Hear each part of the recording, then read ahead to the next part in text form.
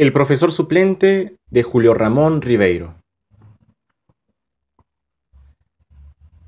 Hacia el atardecer, cuando Matías y su mujer sorbían un triste té y se quejaban de la miseria de la clase media, de la necesidad de tener que andar siempre con la camisa limpia, del precio de los transportes, de los aumentos de ley, en fin, de lo que hablan a la hora del crepúsculo los matrimonios pobres, se escucharon en la puerta unos golpes estrepitosos, y cuando la abrieron, irrumpió el doctor Valencia, bastón en mano, sofocado por el cuello duro. «Mi querido Matías», exclamó, «vengo a darle una gran noticia. De ahora en adelante serás profesor. No me digas que no. Espera. Como tengo que ausentarme unos meses del país, he decidido dejarte mis clases de historia en el colegio. No se trata de un gran puesto. Y los emolumentos no son grandiosos. Pero es una magnífica ocasión para iniciarte en la enseñanza. Con el tiempo podrás conseguir otras horas de clases. Se te abrirán las puertas de otros colegios. ¿Quién sabe si podrás llegar a la universidad? Eso depende de ti. Yo siempre te he tenido gran confianza. Es injusto que un hombre de tu calidad, un hombre ilustrado, que ha cursado estudios superiores, tenga que ganarse la vida como cobrador. No, señor, eso no está bien. Soy el primero en reconocerlo. Tu puesto está en el magisterio. No lo pienses dos veces. En el acto llamo al director para decirle que ya he encontrado un reemplazo. No hay tiempo que perder. Un taxi me espera en la puerta. Y abrázame, Matías. Dime que soy tu amigo. Antes de que Matías tuviera tiempo de emitir su opinión, el doctor Valencia había llamado al colegio, había hablado con el director, había abrazado por cuarta vez a su amigo y había partido como un celaje, sin quitarse siquiera el sombrero. Durante unos minutos Matías quedó pensativo, acariciando esa bella calva que hacía las delicias de los niños y el terror de las amas de casa. Con un gesto enérgico impidió que su mujer intercalara un comentario y silenciosamente se acercó al aparador, se sirvió del oporto, reservado a las visitas, y lo paladeó sin prisa, luego de haberlo observado contra la luz de la farola. «Todo esto no me sorprende», dijo al fin. «Un hombre de mi calidad no podía quedar sepultado en el olvido». Después de la cena, se encerró en el comedor. Se hizo llevar una cafetera, desempolvó sus viejos textos de estudio y ordenó a su mujer que nadie lo interrumpiera, ni siquiera Baltázar y Luciano, sus colegas de trabajo, con quienes acostumbraba reunirse por las noches para jugar a las cartas y hacer chistes procaces contra sus patrones de la oficina. A las 10 de la mañana, Matías abandonaba su departamento, la lección inaugural bien aprendida, rechazando con un poco de impaciencia la solicitud de su mujer, quien lo perseguía por el corredor de la quinta, quitándole la última pelusía de su terno de ceremonia. «No te olvides de poner la tarjeta en la puerta», recomendó Matías antes de partir. Que se lea Matías Palomino, profesor de historia. En el camino se entretuvo repasando mentalmente los párrafos de su lección. Durante la noche anterior no había podido evitar un temblorcito de gozo cuando, para designar a Luis XVI, había descubierto el epíteto de Hidra. El epíteto pertenecía al siglo XX y había caído un poco en desuso, pero Matías, por su porte y sus lecturas, seguía perteneciendo al siglo XIX, y su inteligencia, por donde se le mirara, era una inteligencia en desuso. Desde hacía 12 años, cuando por 2 veces consecutivas fue aplazado en el examen de bachillerato, no había vuelto a hojear un solo libro de estudios ni a someter una sola cogitación al epíteto un poco lánguido de su espíritu. Él siempre achacó sus fracasos académicos a la malevolencia del jurado y a esa especie de amnesia repentina que lo asaltaba sin remisión cada vez que tenía que poner en evidencia sus conocimientos. Pero si no había podido optar el título de abogado, había elegido la prosa y el corbatín de notario.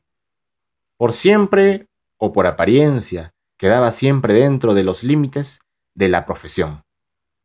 Cuando llegó a la fachada del colegio, se sobreparó, en seco, y quedó un poco perplejo. El gran reloj del frontis le indicó que llevaba un adelanto de 10 minutos. Ser demasiado puntual le pareció un signo de mezquindad, y resolvió que bien valía la pena caminar hasta la esquina. Al cruzar delante de la verja escolar, divisó un portero de semblante hosco que vigilaba la calzada, las manos cruzadas a la espalda. En la esquina del parque se detuvo, sacó un pañuelo y se enjugó la frente. Hacía un poco de calor. Un pino y una palmera, confundiendo sus sombras, le recordaban un verso cuyo autor trató en vano de identificar. Se disponía a regresar. El reloj del municipio acababa de dar las 11, cuando detrás de la vidriera de una tienda de discos distinguió un hombre pálido que lo espiaba. Con sorpresa constató que aquel hombre no era otra cosa que su propio reflejo. Observándose con disimulo, hizo un guiño como para disipar esa expresión un poco lóbrega que la mala noche de estudio y de café habían grabado en sus facciones. Pero la expresión, lejos de desaparecer, desplegó nuevos signos, y Matías comprobó que su calva convalecía tristemente entre los mechones de las sienes, y que su bigote caía sobre los labios con un gesto de absoluto vencimiento. Un poco mortificado con la observación, se retiró con ímpetu de la vidriera. Una sofocación de mañana estival hizo que aflojara con movimiento maquinal su corbatín de raso. Pero cuando llegó ante la fachada del colegio, sin que en apariencia nada la provocara, una duda tremenda lo asaltó. En ese momento no podía precisar si la hidra era un animal marino, un monstruo mitológico o una invención de ese doctor Valencia, quien empleaba figuras semejantes para demoler a sus enemigos de parlamento. Confundido, abrió su maletín para revisar sus apuntes cuando se percató de que el portero no le quitaba ojo de encima. Esa mirada, viniendo de un hombre uniformado, despertó en su conciencia de pequeño contribuyente tenebrosas asociaciones, y sin poder evitarlo, prosiguió su marcha hasta la esquina opuesta. Allí se detuvo resollando. Ya el problema de la hidra no le interesaba. Esta duda había arrastrado otras muchísimo más urgentes. Ahora en su cabeza todo se confundía. Hacía de Colbert un ministro inglés, la joroba de Marat la colocaba sobre los hombros de Robespierre, y por un artificio de su imaginación, los finos alejandrinos de Chenner iban a parar a los labios del verdugo de Sansón. Aterrado por tal deslizamiento de ideas, giró los ojos locamente en busca de una pulpería. Una sed impostergable lo abrazaba. Durante un cuarto de hora recorrió inútilmente las calles adyacentes. En ese barrio residencial solo se encontraban salones de peinado. Luego de infinitas vueltas se dio de bruces con la tienda de discos y su imagen volvió a surgir del fondo de la vidriera. Esta vez Matías le examinó con atención. Alrededor de los ojos habían aparecido dos anillos negros que describían sutilmente un círculo que no podía ser otro que el círculo del terror. Desconcertado volvió la cabeza y quedó contemplando el panorama del parque.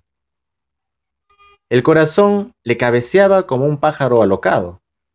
A pesar de que las agujas del reloj continuaban girando, Matías se mantuvo rígido, testarudamente ocupado en cosas insignificantes como en contar las ramas de un árbol y luego en descifrar las letras de un aviso comercial perdido en el follaje. Un campanazo parroquial lo hizo volver en sí. Matías se dio cuenta de que aún estaba en la hora, echando mano a todas sus virtudes, incluso aquellas virtudes equivocadas como la terquedad. Logró componer algo que podría ser una convicción, y ofuscado por tanto tiempo, perdido, se lanzó rumbo al colegio. Con el movimiento aumentó su coraje. Al divisar la verja asumió un aire profundo y atareado de un hombre de negocios. Se disponía a cruzarla cuando, al levantar la vista, distinguió al lado del portero a un cónclave de hombres canosos y con sotana que lo espiaban inquietos. Esta inesperada composición, que le recordó los jurados de la infancia, fue suficiente para desatar una profusión de reflejos escolares y virando con rapidez se escapó hacia la avenida. A los 20 pasos se dio cuenta de que alguien lo perseguía. Una voz sonaba a sus espaldas. Era el portero. «Por favor», decía, «¿es usted el señor Palomino, el nuevo profesor de historia?» «Los hermanos lo están esperando». Matías se volvió rojo de ira. «Yo soy cobrador», contestó brutalmente, como si hubiera sido víctima de alguna vergonzosa confusión. El portero pidió excusas y se retiró. Matías prosiguió su camino, llegó a la avenida, torció hacia el parque, anduvo sin rumbo entre la gente que iba de compras, se tropezó varias veces, por último, se dejó caer en una banca, abochornado, fatigado como si sobre sus hombros reposaran el sol y los pájaros del cielo. Cuando los niños que salían del colegio comenzaron a retozar a su alrededor, despertó de su letargo. Confundido aún, bajo la impresión de haber sido objeto de una humillante estafa, se incorporó y luego de vacilar tomó el camino a su casa.